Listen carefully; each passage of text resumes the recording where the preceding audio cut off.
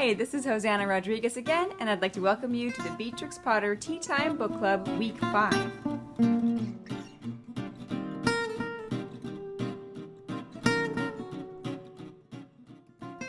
Last week we read The Tale of Jemima Puddle Duck, and the craft was to make an alliteration egg. Alliteration is the same sound at the beginning of each word within a sentence or two, such as Crazy Christopher crossed the creepy cavern.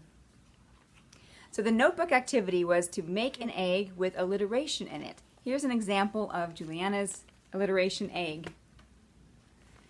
Hers says, Jumping Jemima joyfully jogged with jam. And I really like how she decided to take some grass and leaves from outside and make her nest out of those. She just glued those onto her page. She also colored her egg with a colored pencil, but she took flower petals and she took a smooth stone and she pounded the flower petals and got the pigment, the coloring from the petals, and she decorated her egg with the coloring from the flowers also. Now this is Christina's, and she wrote Ducks Daily Dance at Dawn. She decorated hers with the sky and a nice little twig nest. They were very hungry last week, so the snack that they had for their Jemima Puddle Duck week was oatmeal cookies, because there were oats in the story. They had milk.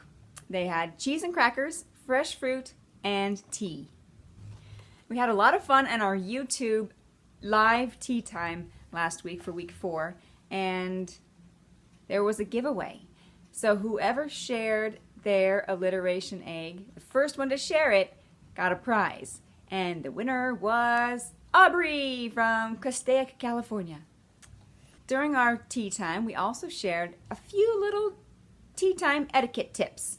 One was, avoid placing too much food on your plate. The second one was, only pick up your saucer if you are standing. If that's the case, pick up the cup and saucer together, holding your cup in one hand and the saucer in the other. If you have a little saucer and the cup on top and you're walking around, very likely that cup will fall and shatter on the ground. And the last one was, do not place your sugar spoon in the saucer as a courtesy to other guests. We also talked about Beatrix Potter as a little girl. She and her brother spent a lot of time with animals and insects and observed their behavior. They sketched them, they painted them, they just watched the way they crawled around and interacted together.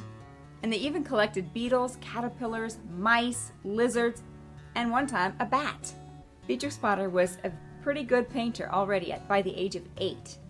And when they would go to the countryside during their long summers, she and her brother would spend a lot of time on the hills. And during those long summers, she and her brother found beauty and magic and excitement in those hills. She discovered a whole new fairyland of wildflowers, fungi, woods, streams, and animals as she explored the fields and hedgerows. Did you know she not only liked to paint animals, but she also liked to study and paint fungi? Here are some examples of her watercolor fungi prints.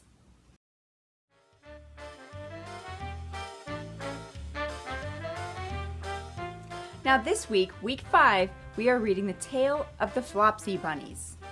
One thing we talked about on our live YouTube tea time last week as we read through this story was this sentence about a quantity of overgrown lettuces which had shot into flower.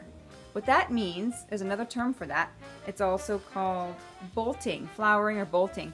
Bolting is when the lettuce sends up a flower stalk and goes to seed. But the lettuce is not very tasty. It's a little bit more bitter at that time. So in case you didn't know what that meant, now you know.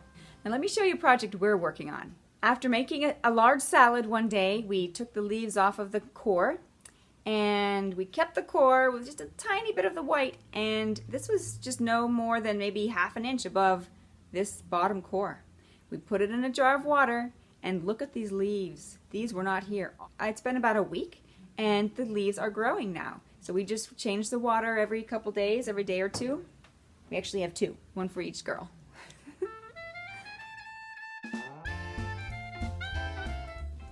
Well, the craft for week 5 to go along with the Tale of the Flopsy Bunnies is a simile sack. So let me show you what the craft looks like. My son Jaden drew this for you.